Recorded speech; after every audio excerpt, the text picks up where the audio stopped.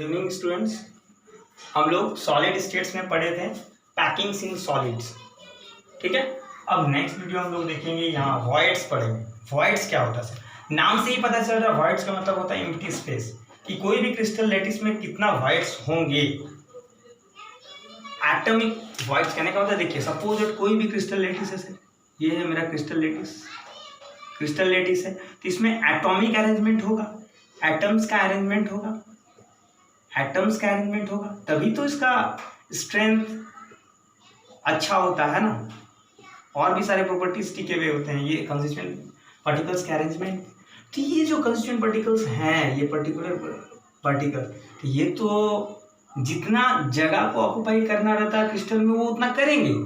बाकी कुछ स्पेस जो होते हैं वो खाली रह जाते हैं, देखिए खाली रह जाते हैं। उस खाली जगह को ही हम लोग जो है एम्प्टी स्पेस कहते हैं, एम्प्टी स्पेस कहते हैं। और इसी को हम लोग इस सॉलिड स्टेट चैप्टर में वॉइड्स के नाम से जानते हैं, इस वॉइड्स के कारण क्या हो सकता है क्रिस्टल में, और इस वॉइड्स का साइज को कैसे डिफाइन करेंगे क्रिस्टल में, वो सब हम लोग सब पढ़ेंगे इसमें से, ठीक है। तो वॉइड्स क्या है ये जानते हैं पहले, ठीक है। तो ये है, इस टाइप का पाया जाता है क्रिस्टल। तो वॉइड्स में देखिए, अभी हम लोग पैकिंग फ्रैक्शंस पढ़े थे, पैकिंग इफिशियंसी, जिसमें हम लोग किस में देखे थे, आपका सिंपल क्यूबिक में था 52% था पैकिंग इफिशियंसी, और उसके बाद पाया गया था आपका 68% बीसीसी में, उसके बाद एफसीसी में पाया गया था 74%, जो मोस्ट एफिशिएंट था। मतलब एफसीसी स्ट्रक्चर में सबसे ज़्यादा पैकिंग इफिशियंसी पाया गया था, दैट इज 74%। मतलब एफसीसी क्रिस्टल स्ट्रक्चर में एटम्स के द्वारा ज़्यादा से ज़्यादा जगह ऑक्यूपाई करता है, और कम से कम वॉइड्स होते हैं। दैट्स वाई इसका स्ट्रेंथ भी as compare to BCC simple cubic unit cells के कंपेयर में अच्छा होता है। क्यों? क्योंकि इसमें एटम्स का, कंस्टिट्यूएंट्स पार्टिकल्स का ऑक्यूपेशन जो होता है, ओरिएंटेशंस कह लो और पार्टिसिपेशंस कह लो, वो ज़्यादा होता है, इसीलिए तो इसमें वॉइड्स कम हो। तो चलिए कुछ चीज़ है जो लिख लीजिए वॉइड्स के लिए, ठीक है। तो even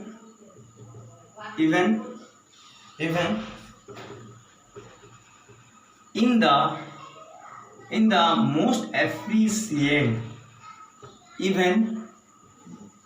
the most efficient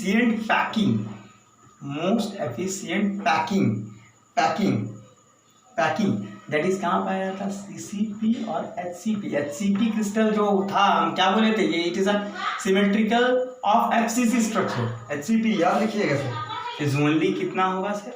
74% of the space is occupied. किसके द्वारा occupied by the constituent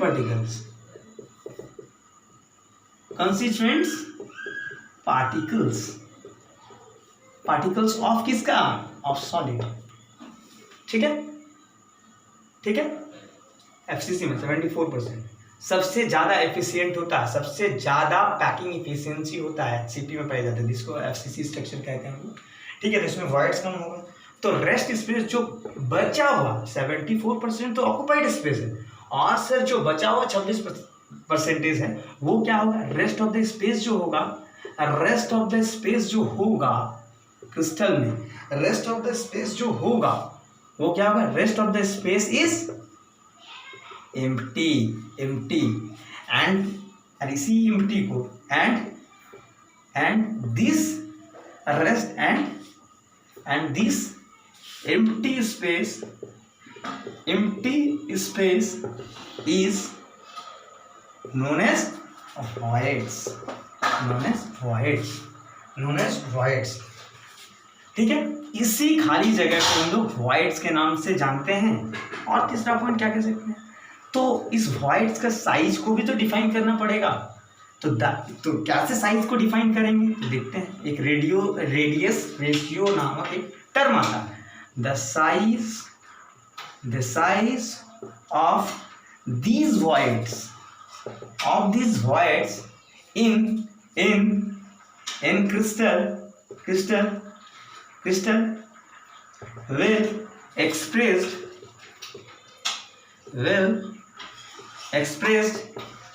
in terms of what? In terms of what? Radius ratio. In terms of radius ratio. अब रेडियस रेशियो क्या है सर? देखते हैं radius ratio क्या है. ठीक है, रेडियस रेशियो क्या है ये देखते हैं हम लोग. रेडियस रेशियो कुछ नहीं है, ये सिंपली क्या है आपका, ये है radius of cation upon radius of anion. अगर आप सॉलिड स्टेट्स के भाषा में जाओगे तो यहाँ पर जो है R प्लस जो है या R छोटा जो है ये आपका रेडियस ऑफ, ये रेडियस ऑफ स्फीयर्स है. कहने का मतलब वो एटम्स का रेडियस है, ये एटम्स का उस एटम्स का रेडियस है. ये कैपिटल R किसका रेडियस है? ये कैपिटल R किसका है? ये रेडियस ऑफ स्फीयर्स है जो क्या, जो उस एम्प्टी स्पेस पे एग्जैक्टली फिट होगा. Radius of spheres that can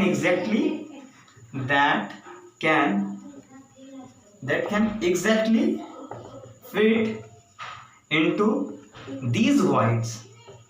way voids में जो फिट हो जाए एग्जैक्टली वो है. और ये बड़ा है क्या, तो ये सराउंडेड एटम्स का रेडियस है. ये क्या है, ये radius of surrounding spheres, radius of surrounding spheres ये. और हम लोग देखेंगे अब voids कितने टाइप्स के होते हैं वो भी देखेंगे हम लोग. ठीक है, इसको पॉज करके नोट डाउन कर लीजिए सर. voids क्या होता है पता है? देखिए सबसे ज्यादा एफिशिएंट, मोस्ट एफिशिएंट पैकिंग किसमें पाया जाता है? एफसीसी में, दैट इज 74%. इतना मतलब एटम्स के द्वारा लैटिस का स्पेस को ऑक्युपाई कर लिया जाता है.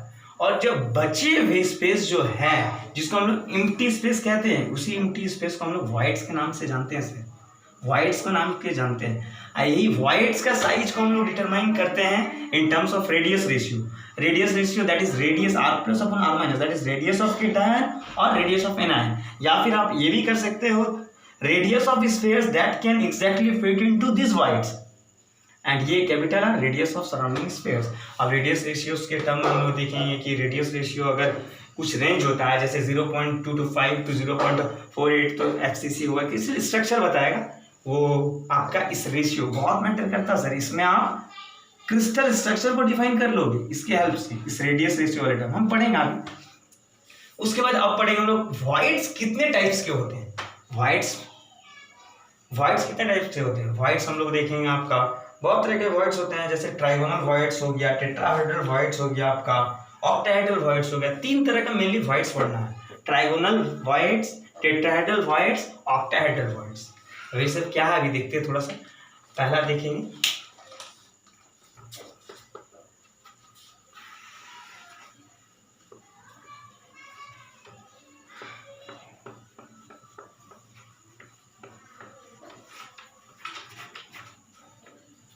voids. देखें voids को कैटेगराइज्ड किया गया है,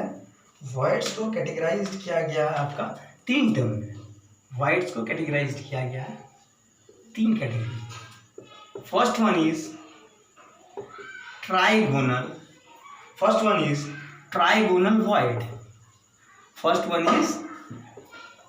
void.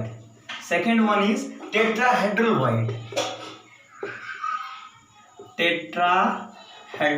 void. and last one is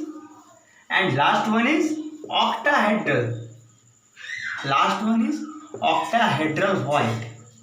Now we are dealing with these 3 voids and complete the video that is a void. ठीक है, तो first of all we are dealing with this first term that is trigonal void. ये trigonal void होता क्या है? Mainly sir देखिए नाम पे ही सब चीज छुपा है. ट्राइगोनल void, ट्राई मतलब 3 का काम है. मतलब यहाँ पर जो voids बनेंगे सर, ये 3 स्फीयर्स के बीच में बनेंगे. ये देखिए 3 स्फीयर्स के बीच में बनेंगे. यहाँ पर जो void का फॉर्मेशन होगा, voids का फॉर्मेशन जो होंगे वो क्या होंगे सर, ये तीन स्फेयर्स के बीच में बनी, तीन स्फेयर्स के बीच में बनी, ठीक है। ये स्फेयर्स है क्या, अगर बात किया जाए तो सॉलिड स्टेट में इसको क्या कहते हैं हम लोग, क्रिस्टल में कंस्टिट्यूएंट पार्टिकल्स। और इन तीनों स्फेयर को सेंटर C1 C2 C3 तीनों सेंटर्स को अगर आपस में मिला दिया जाए तो एक इक्विलेटरल ट्रायंगल्स का फॉर्मेशन करेगा। इक्विलेटरल ट्रायंगल्स कहने का मतलब ईच एंगल 60 डिग्री। और यहाँ पर जो है इन तीनों स्फेयर्स के बीच जो आपका वॉइड क्रिएट हुआ है, इस वॉइड को ही हम लोग कहते हैं ट्रायगोनल वॉइड्स। क्यों, देखिए इस ट्रायंगल, इन स्फेयर्स के सेंटर्स को आपस में मिला रहे हैं तो एक ट्रायंगल का फॉर्मेशन होगा।